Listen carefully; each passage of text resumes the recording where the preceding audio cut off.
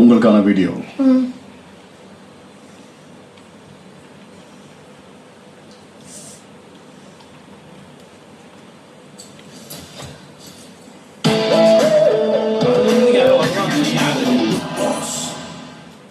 Hi வேணா, எப்படி இருக்கீங்க? நல்லா இருக்கீங்களா? சூப்பர். உங்க வீட்ல இங்க எல்லாருமே சூப்பரா இருக்காங்க. அண்ட் இது உங்ககிட்ட நான் சொல்லி ஆகணும். ஃபர்ஸ்ட் ஒரு 3 வாரம் வியானா வந்து அவங்க கேமை பயங்கரமா ஆயிட்டு இருந்தாங்க. அதாவது யாரா இருந்தாலும் பயப்படாம தெளிவா, அது யார் தப்பு பண்ணாலும் பயமா எழுத்து கேட்டுட்டு இருந்தீங்க.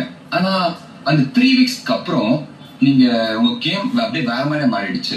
அதுல நீங்க அப்படியே மறைஞ்சே போயிட்டீங்க. நீங்க அது பயப்பட ஆரம்பிச்சிட்டீங்களோ எனக்கு தோணுது எனக்கு. ஏன்னா நீங்க தைரியமா இருக்கும் போது தான் அந்த கேம் ரொம்ப சூப்பரா இருந்துச்சு. ஸோ தைரியமா ஆடுங்க. And one more thing, individual game ஆடுங்க.